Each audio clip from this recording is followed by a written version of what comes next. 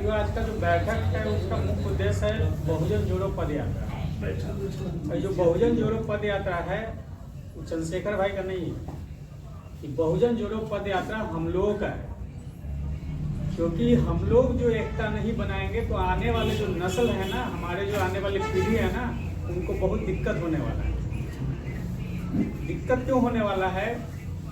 क्योंकि तमाम सरकारी सेक्टर को प्राइवेटाइजेशन कर दिया, आरक्षण इनडायरेक्ट वे में खत्म कर दिया। हमारे एमपी एमएलए लोग जो है ना 131 लोग कहते हैं आरक्षण खत्म होने वाला नहीं है। आरक्षण खत्म हो गया, उसको पता ही नहीं चल रहा है।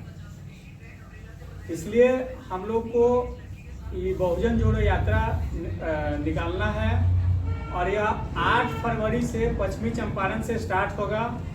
आपके नालंदा में 16 फरवरी और 17 फरवरी को होगा। जगह का जो निर्धारित करना है ये आप लोगों के ऊपर छोड़ा गया था। रंजीत भाई किधर गए? आप लोग के ऊपर छोड़ा गया था कि जगह निर्धारित करना है कि कहाँ ठहराना है। कि प्रदेश कमेटी से जो लिख के दिया गया था वो मतलब वो एग्जाम्पल के तौर पे था कि जिला कमेटी से देना था, लेकिन अभी तक जिला कमेटी से हमारे पास गया नहीं। मजबूरन हमको आपके जिला में आना पड़ा आज डिस्कस यही करने के लिए कि जो यात्रा निकलेगा, जो ठहराव आपके यहाँ 2 दिन का है, वह जगह कौन सा हो ये डिस्कस करके आप लोग को बताना है। और असगर भारती जी कौन है? चले गए। उन्होंने एक शब्द कहा था कि हम अल्पसंख्यक हैं। अल्पसंख्यक इस देश में मात्र 3% ब्राह्मण है। मुस्लिम भाई जो है ना बहुसंख्यक 18% है।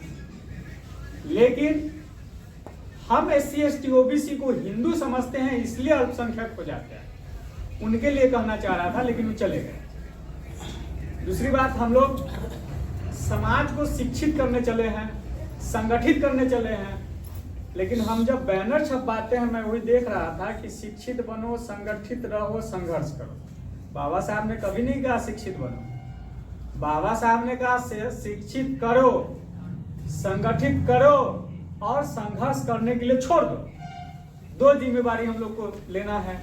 लेकिन वर्तमान के जो नेता लोग हो गए SC ST OBC के, ई लोगों ने कर दिया शिक्षित बनो, उनका नकल हम लोग करना चालू कर दिया।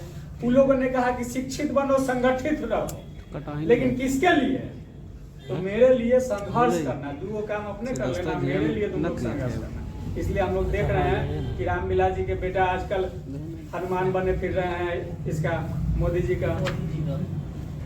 शिक्षित हम अपने हो गए, संगठित हम अपने हो गए, संघर्ष करने जाएंगे उनके लिए।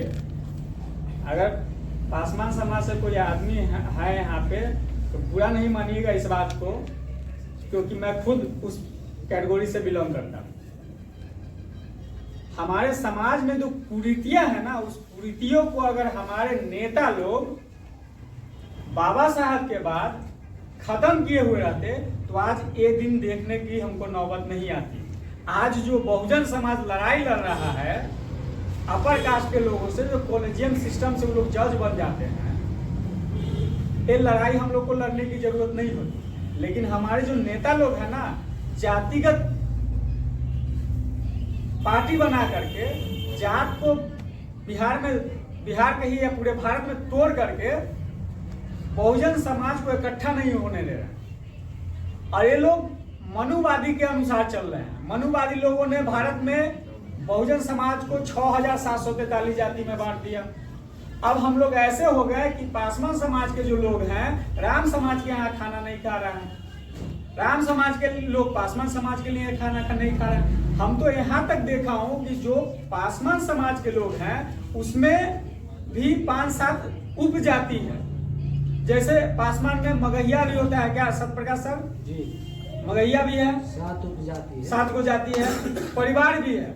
और पासवान के अंदर में देखिएगा तो मगहिया वाले परिवार से शादी नहीं करेंगे और परिवार वाले मगहिया से शादी नहीं करेंगे। तो जाति के अंदर ब्राह्मण ने जाति के अंदर इतना ना बांट दिया हम लोगों को कि जाति से हम लोग उबर नहीं पा रहे। जिस दिन हम लोग जाति से निकल करके 85% मूल निवासी बन जाएंगे ना, उस दिन यह देश आजाद हो जाएगा। हमारा देश आज तक आजाद हुआ ही नहीं। हमारा देश 99 साल के लिए लीज पे है। लीज जिस दिन खत्म हो जाएगा उस दिन हम लोग फिर ब्राह्मणों का गुलाम बन जाएंगे। अभी इनडायरेक्ट वे में गुलाम है, उसके बाद डायरेक्ट वे में गुलाम बन जाएंगे।